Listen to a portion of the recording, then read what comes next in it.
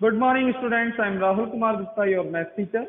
Students, in previous video we discussed about the relationship between zeros and the coefficient of a polynomial. Exercise 2.2 के अपन ने question first में कुछ question discuss किए थे. Now next question अपन discuss करते हैं. Exercise 2.2 का क्वेश्चन नंबर फर्स्ट का थर्ड यहाँ पर डिस्कस करना है अपन. 6x² माइनस 3 माइनस 7x, ये आपको एक पॉलिनोमियल गिवन है. सबसे पहले आपको इस पॉलिनोमियल को इसकी जो सुटेबल मेथड है, जो इसका असेंडिंग ऑर्डर डिसेंडिंग ऑर्डर है, उसमें इसको अरेंज करना है. सबसे पहले इसको अरेंज करो. 6x² minus 7x minus 3 arrange कर दिया अपन ने डिसेंडिंग ऑर्डर में. डिसेंडिंग में होता है ये अरेंज. सबसे पहले इसके हाईएस्ट पावर 2, फिर 1, फिर 0. क्वाड्रेटिक में आपका अरेंज हो गई. अरेंज होने के बाद यहाँ पर अपन क्या करते हैं, कंपेयर करते हैं. कंपेयर करने पर देखो a की वैल्यू आपके पास क्या आ गई 6, b की value plus minus minus, b की वैल्यू क्या आ गया 7 एंड c की value plus minus minus, c की वैल्यू आपके पास क्या आ गई 3. ठीक है. नाउ उसके बाद अपन क्या करेंगे, 6x² माइनस 7x माइनस 3, इसके अपन क्या करेंगे, स्प्लिटिंग करेंगे. स्प्लिटिंग करिए अपन ने. 6x² minus 9x plus 2x, minus के 9 में से प्लस का 2 गया तो माइनस का 7 और 9 2 क्या बचा 18.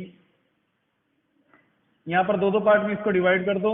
यहाँ पर देखो 6x² और 9x में से क्या कॉमन आ रहा है, आपका 3x कॉमन आ रहा है. यहाँ पर आपका बचा 2x माइनस 3. यहाँ पर देखो 2x माइनस 3 आपको एज इट इज मिल रहा है.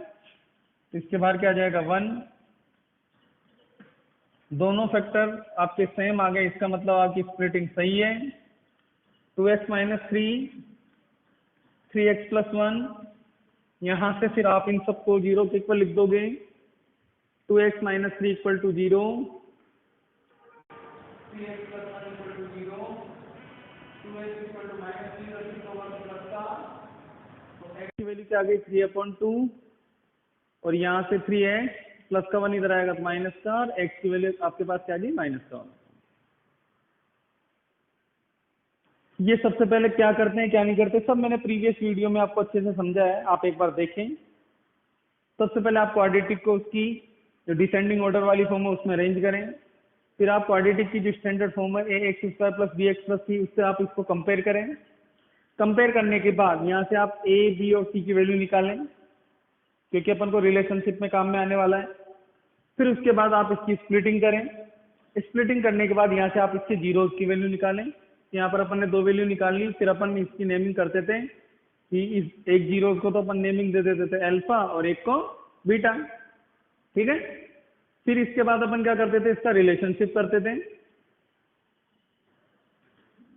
रिलेशनशिप में देखें आप, रिलेशनशिप कैसे करते थे अपन. सबसे पहले सम को क्या लिखते थे बेटा अपन, अल्फा प्लस बीटा, और अल्फा प्लस बीटा का फॉर्मूला अपने पास क्या होता था, माइनस का b/a.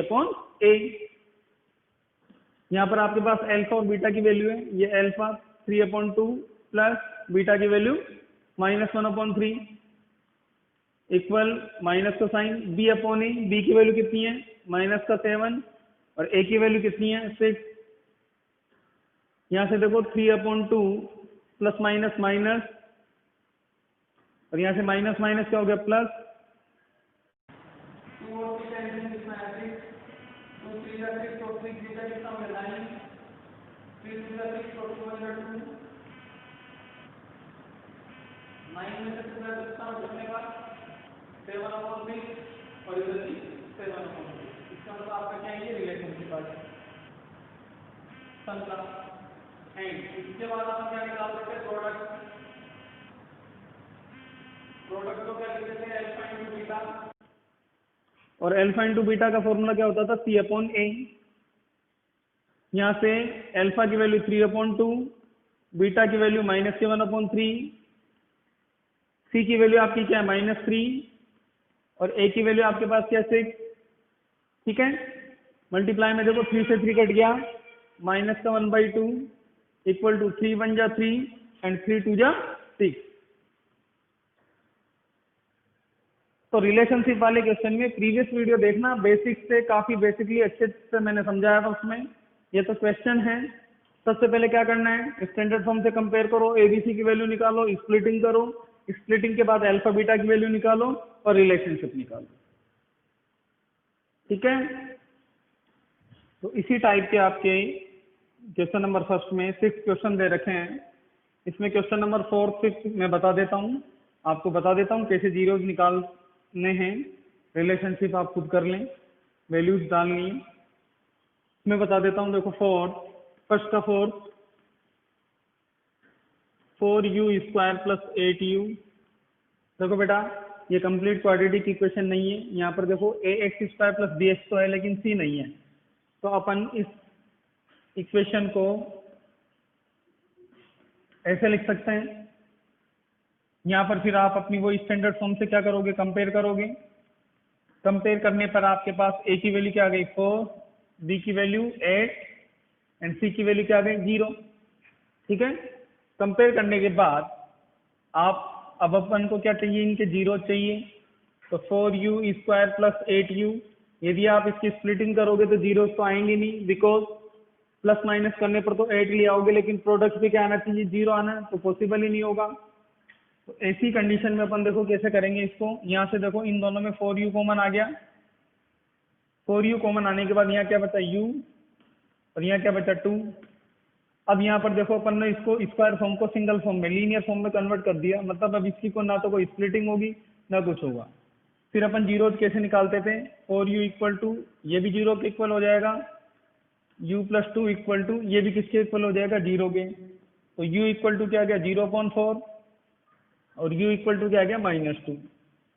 और जीरो के अंदर किसी भी डिजिट का डिवाइड करते हैं तो क्या आता है 0। तो यहाँ पर आपके पास दो जीरोज आ गए, एक ये रहा 0, एक आ गया -2। तो ये तो आपके हो गई अल्फा की वैल्यू और ये आपकी हो गई बीटा की वैल्यू। इसके बाद वही रिलेशनशिप में आप क्या करते हो, वही चलो मैं करवा देता हूँ। ये सम अल्फा प्लस बीटा और इसका फॉर्मूला क्या होता है माइनस का b/a। अल्फा की वैल्यू क्या है आपके पास 0 और बीटा की, अल्फा की वैल्यू 0 और बीटा की वैल्यू क्या है -2 माइनस b/a। b की वैल्यू कितना है 8 और a की 4 प्लस माइनस क्या हो गया माइनस का 2 आ गया यहाँ पर और 4 2 जा 8, ये -2, ये भी वेरीफाई हो गया आपका। उसके बाद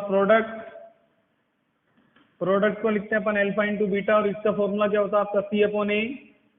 अल्फा की वैल्यू 0 और बीटा की वैल्यू -2, c की वैल्यू 0 और a की वैल्यू 4। जीरो को किसी भी डिजिट से मल्टीप्लाई करते हैं तो 0 और 0 के अंदर किसी भी नंबर का डिवाइड करते हैं तो भी 0। ये भी आपका क्या हो गया वेरीफाई। थोड़ा इंपॉर्टेंट है, अच्छे से देख लेना इसको। इसके बाद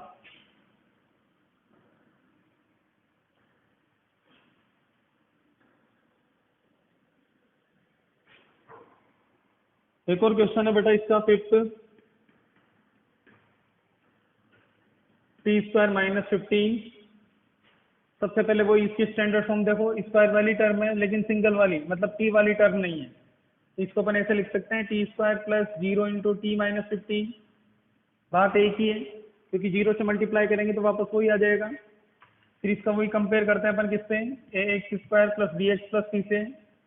तो यहाँ से a की वैल्यू क्या आ जाएगी आपके पास, कंपेयर करो x² की जगह t²। x² का कोएफिशिएंट क्या है a, यहाँ पर t² का कोएफिशिएंट क्या है 1। यहाँ पर b की वैल्यू क्या आ जाएगी 0 और c की वैल्यू प्लस माइनस माइनस, ये आपकी वैल्यूज आ गई। इसकी स्प्लिटिंग कर ही नहीं सकते अपन क्योंकि मिडिल टर्म क्या आ रहा है 0 और मल्टीप्लाई करने पर।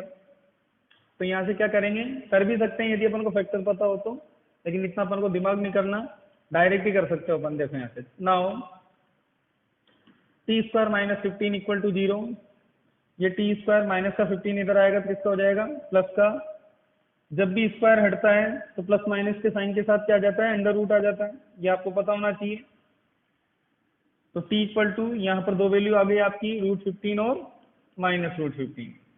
तो ये तो आपका हो गया अल्फा और ये आपका हो गया बीटा। इसका रिलेशनशिप आप खुद करेंगे, कोई दिक्कत नहीं है। वही alpha plus beta equal to -b/a, product में alpha into beta equal to c/a।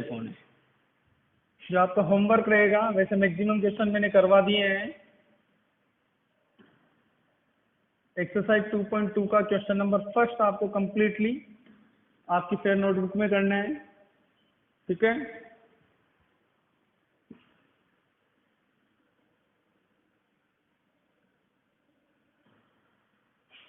यहाँ से आप एक्सरसाइज 2.2 का क्वेश्चन नंबर 2